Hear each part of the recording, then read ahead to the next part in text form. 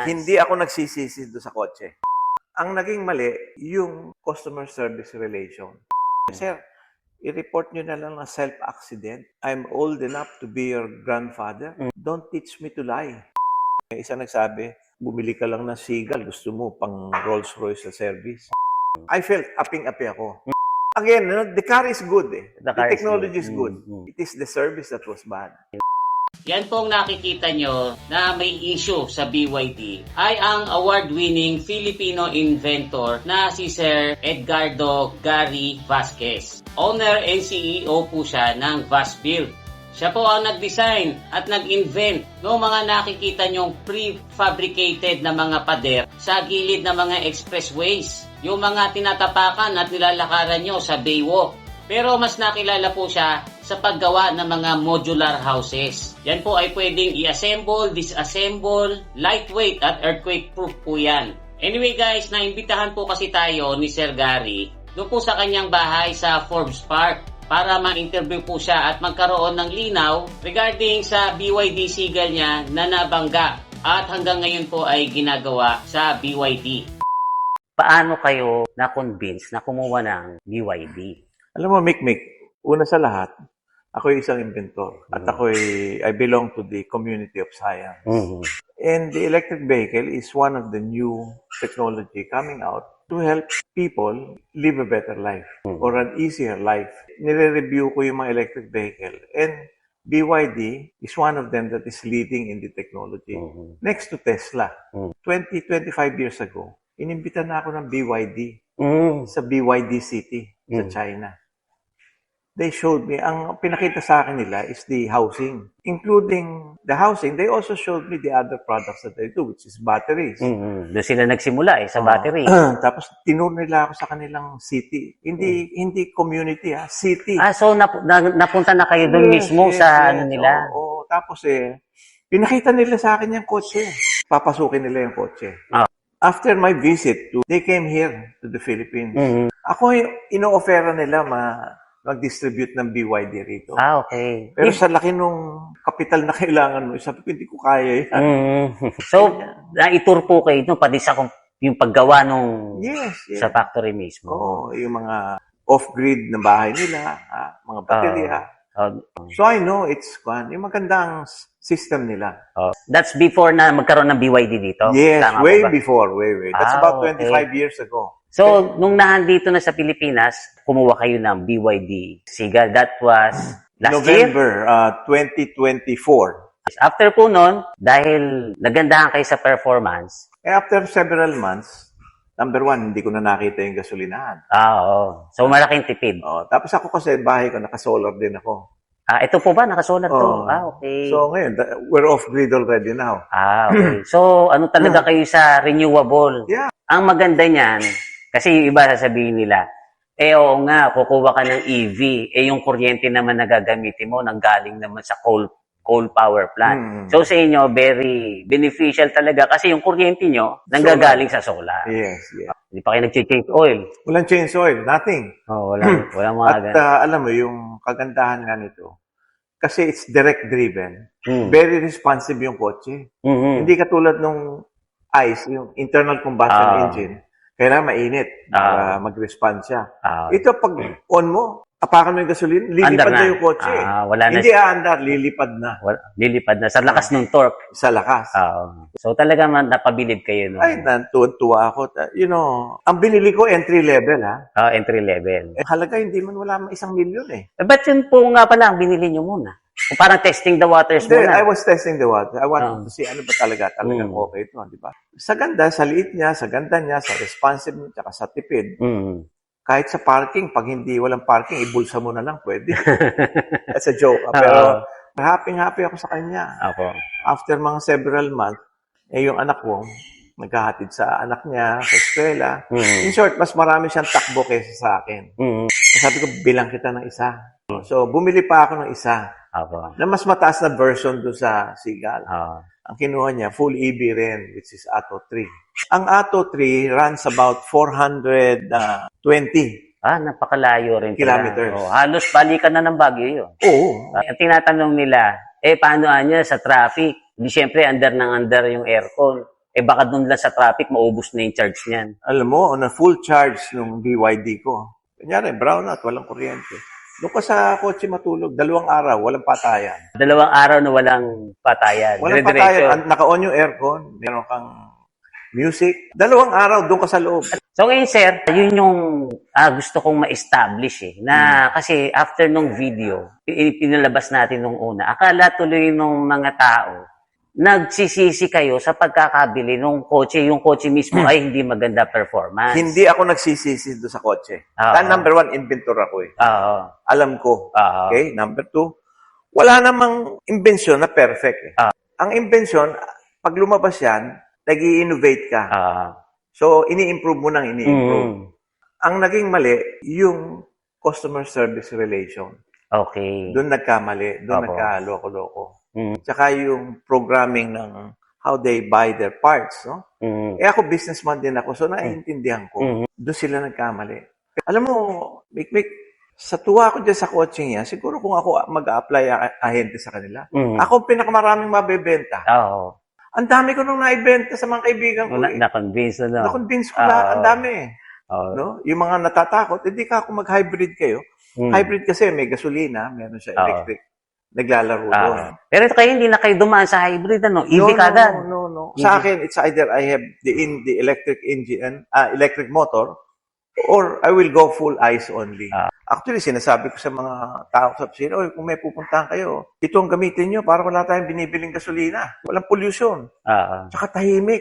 Iba talaga ang technology. Nakakatuwa eh. Yun po kasi ang ano ko. Dahil nga ako rin, gusto ko rin po maging responsible na vlogger. Napansin ko dun sa comment section nung huling vlog, nung huling post, ang intindi ng mga tao ay hindi maganda yung product. Hindi maganda yung product. No, again, from the very start do sa interview ko kay Eli Saludar, sinabi ko na that my BYD entry level, I am very happy with it. Okay. No? Ang nagka-problema lang, nung nagka-aksidente. Doon siya nagsimula. Nagkaroon ng aksidente.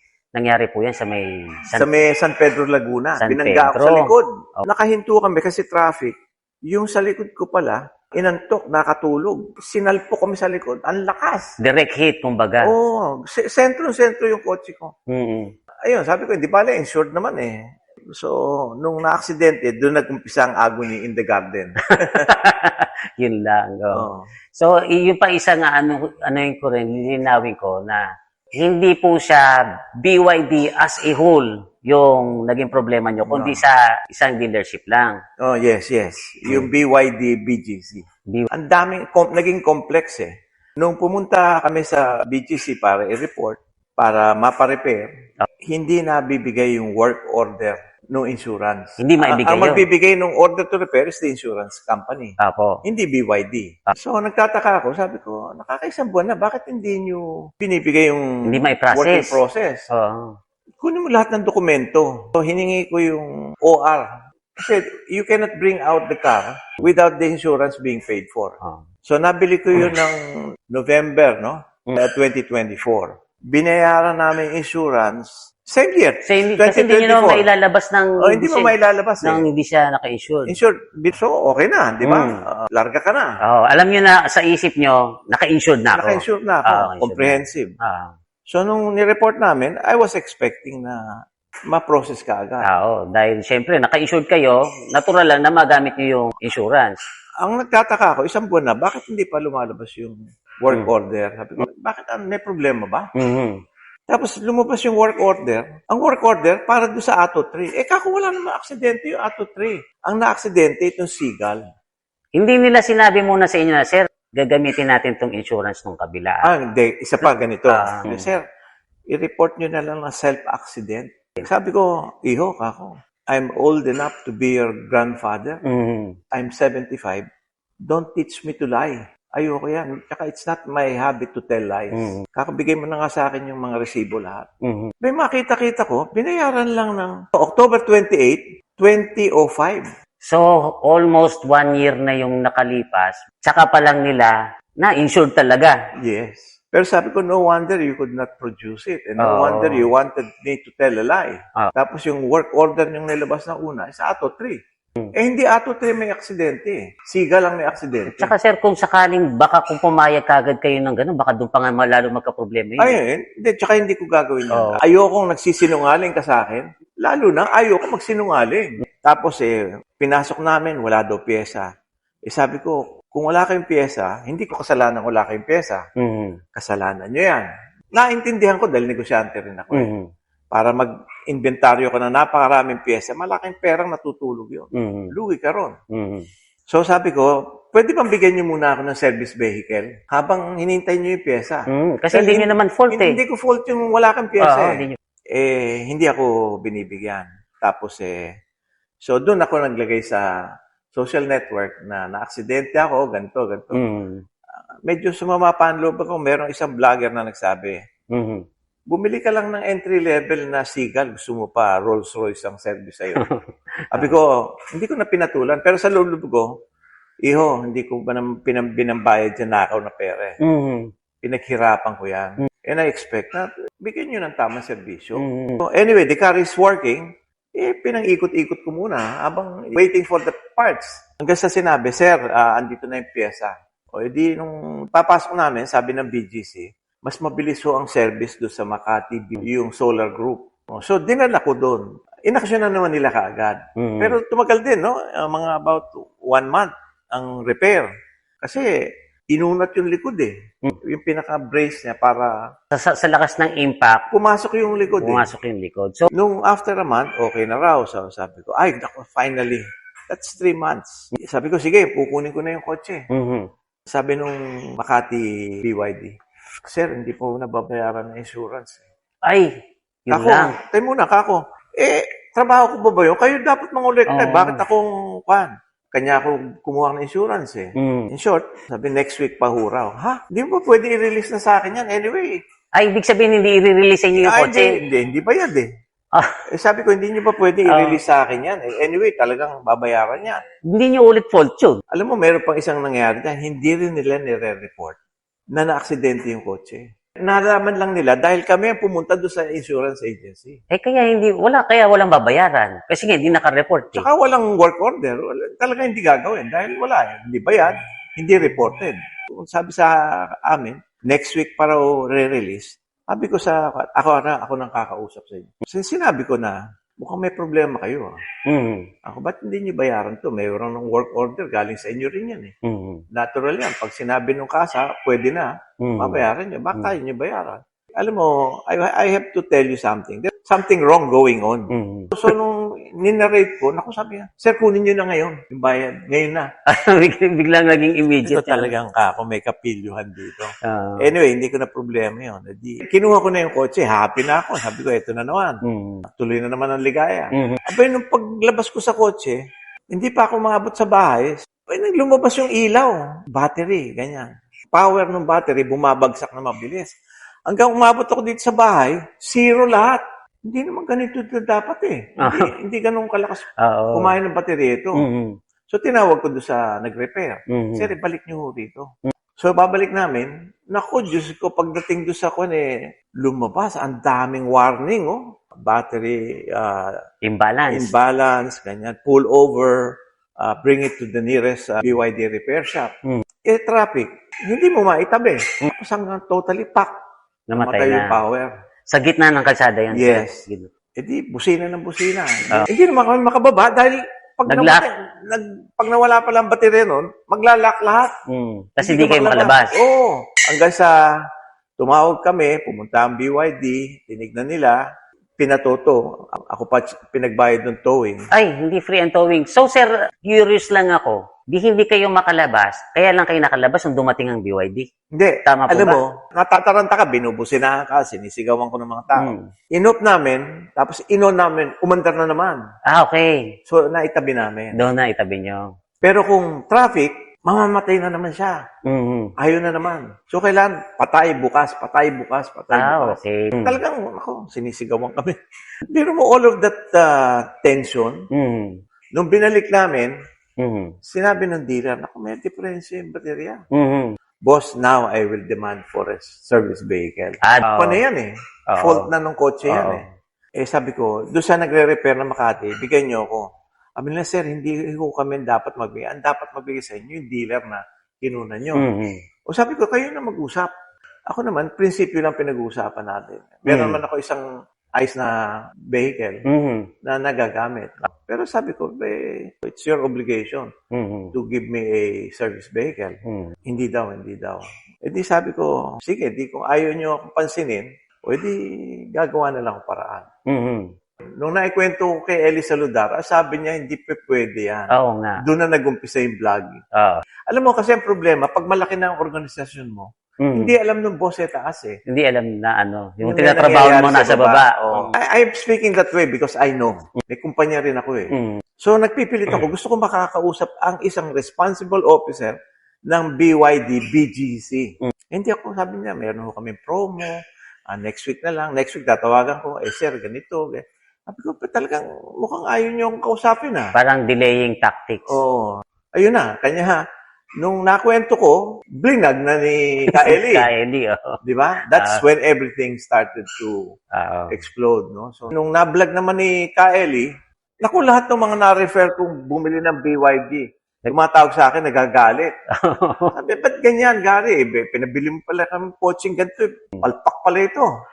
Sabi ko, hindi naman ganyan. Look, what are they doing? Why are they not servicing you?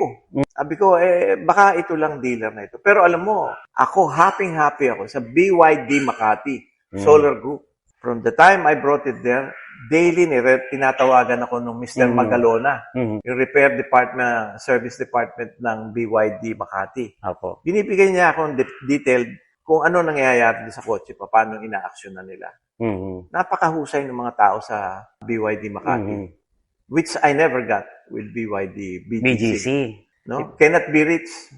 Kanya, ayun, nagsumbong na ako sa mga kaibigan ko. Blinag ni Kaeli. Ngayon nga, nag-viral na siya. Tanong ko naman sa inyo yun, sir, nag-react na ba ngayon yung BYD After BGC? the vlogging of Kaeli, immediately. Immediately naman. The following day, nagkuhan sila. Kasi kilalang vlogger din si Kaeli. Ganyan, sabi niya na, we're sorry, ganyan. Yes, kako, pero ano ba ito? Ba't ganyan? Ba't ganyan ang yan? Tsaka, why are you only reacting now when I brought it to the social network? Doon nag-umpisa na. They came here, they were trying to appease me. Sabi ko, boss, kung binigyan niyo ba ako ng isang service vehicle, wala namang problema. You can even keep it in your bodega, yung kotse kong sira. Kasi meron akong nagagamit. Ngayon na na-vlog niya ni Kaeli, binabasa ko yung mga reaction. Isa nagsabi, bumili ka lang ng Seagull, gusto mo pang Rolls-Royce sa service. Hindi naman katwiran yun kasi... Ito naman, hindi na ako na pera, pinambili ko dyan Ang hinihingi ko lang, service vehicle. Kahit na second hand, basta umaandar at safe. Tsaka kung naman readily available yung pyesa nila at yung serbisyo reasonable naman na ganitong time frame lang natin magagawa. So, baka pwede namang maintay nyo na. Okay lang. Okay ako doon. Kaya lang talagang umabot ng matagal Nagpapasensya ako. Naintindihan ko naman Pero yung attitude na gano'n na bukas, next week, hindi sinasabi na ito ang problema, tapos insurance mo hindi may process, tapos pinagsisinungaling pa ako, yung gusto ko makausap, hindi ko makausap, next week. Kako, iba ng usapan to, mukhang, ano bang hinahabol nyo kay BGC?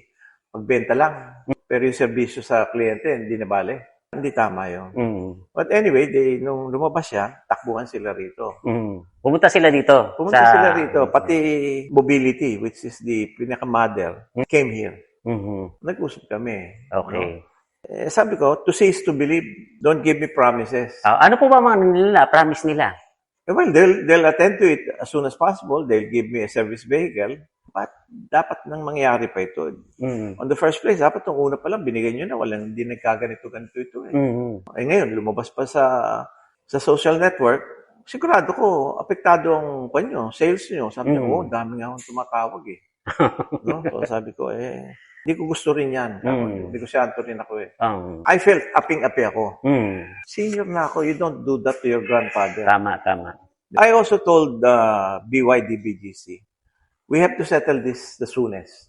If there's anything that to recover, I think it's also me who will recover Tama yun. the problem. Mm. No? I will explain how it Mm. was done and what.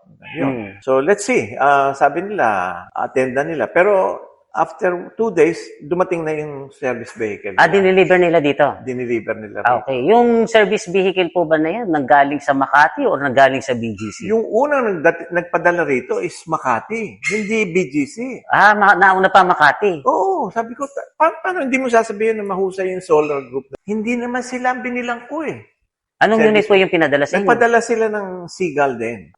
Ang ginawa nila, nagpadala naman sila rito ng, ano ba ito, yung next Dolphin. Dolphin ang pinadala ng BGC. Ng BGC. BGC naman. Sabi ko. At least, mas maganda pala yung Dolphin no? Ganyan. Again, the car is good eh. The technology is good. It is the service that was bad. Dahil nga kahit nagmula sa inyo yung nahirapan sila dahil kumalat yung trabaho nila na hindi tama, siyempre, pwede naman nilang... They can rectify that. Pwede nilang mabawi. They actually, sabi ko, ako ang conscience nyo eh. Di ba? Nagising kayo. Siguro nalasing kayo dahil a deluge of sales is coming in. Left and right. Lakas ang benta eh. Malakas ang benta. So, maghintay na lang kayo kung may aksidente. Di ba? Ngayon, nagulat sila. Ngayon, wala pa yung kotse sa akin, ha? Hindi pa. Wala pa ba? Wala pa. Kanya, nandito yung mga service nila eh. Alam mo ba yung BYD Makati? Hanggang ngayon, nandito yung pinadala niya. Hindi pa nila kinukuha. Hindi niya kinukuha. Dumating na yung isa. So, dalawang BYD na nandiyan. Naging dalawa pa yung BYD na. Ibig sabihin, bumabawi talaga. Well, they're trying to correct the wrong. Pero sabi ko, kailangan malaman natin ang punot dulo nito. Ano nangyari? Bakit nagkaganyan? Anong kalokohan na nangyayari sa baba? At sinasabi ko nga, gusto ko makausap yung boss nyo. Yung pinaka-mother company. Malaman lamang ko ang pinaka-distributor is Ayala Group of Companies. Ayala. A-Mobility. Biglang may nagloko nga sa akin. Sabi niya, siguro hanggang ngayon binibwisit ka ng Ayala. Doon po sa mga hindi nakakaalam kasi, years ago, nagkaroon po ng issue rin sila Sir Gary at saka ang Ayala. Nandito po sa book. Nandito sa book ni Sir. Ayala never went into housing. Ayala is always known for land development. The only time they came into development with housing is with me. Yung sa Santa Rosa, Laguna Techno Park. Doon kami nag-umpisang magtayo ng bahay. Ako supplier at contractor. Okay. Ang sinupply ko yung aking technology. To this date, ang natayo ko siguro mga 5,000 bahay na. Hanggang sa nagkaroon ng problema, siguro, I don't know, they copied my technology. I pleaded to them na huwag nyo namang kopyahin ng... Talagang kinopya nila yung nakapatent na technology. It's patented. You cannot file a case if you're not patented. So, nakapatent sa inyo yung technology, kinopya nila. Akala siguro nila, hindi nila... Again, another problem. Yung boss, yung pinakamayari, hindi niya alam. Hindi alam ng boss. Yung sa baba, gumagawa ng kalokohan na naman. Ito na naman ang nangyari.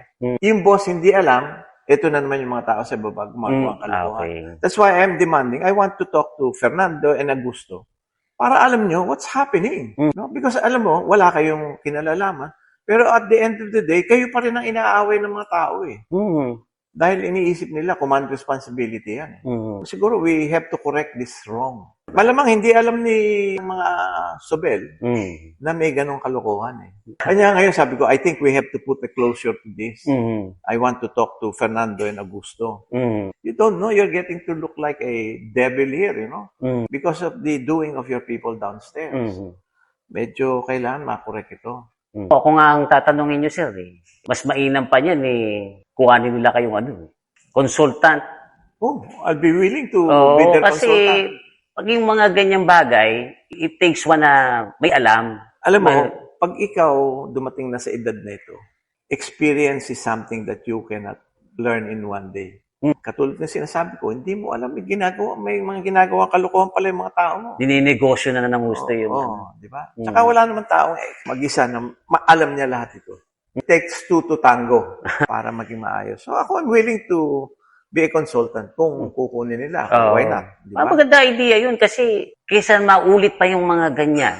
Alam mo, para mo makita, minsan kung ikaw nando sa loob, hindi mo nakikita. Pero pag nasa labas ka, yung nasa labas na nakakakita ng diferensya. At dapat yun, magre-report. Oh. So, sa akin naman wala namang perfect dito. Ang importante, willing ba kayo na makorek? Ika nga yan, the largest room in the world is the room for improvement. So yun, sir. Oh, thank you very much, Mikmik, ha? Po, salamat po. Maraming salamat, sir. Oo. So guys, ayan po, marami pa po kami talaga na pagkwentahan ni Sir Gary. Kaya nga lang, unfortunately, ay nalobat yung microphone ko. Pero karamihan po ng mga napagkwentuhan namin after nung BYD issue ay about science and technology na very interesting. Kaya binabalak po namin na magkaroon ng podcast at makapag-imbita ng mga katulad niyang iba pang mga Filipino inventors. At kung meron po kayong mga request na topic tungkol sa science and technology ay i-comment nyo lang po sa baba. Huwag lang po kayong makakakalimot na mag-like at saka mag-share. Muli ito po si Kuya Mikmik na nagsasabing palagi kang lamang pag marami kang alam. Bye-bye!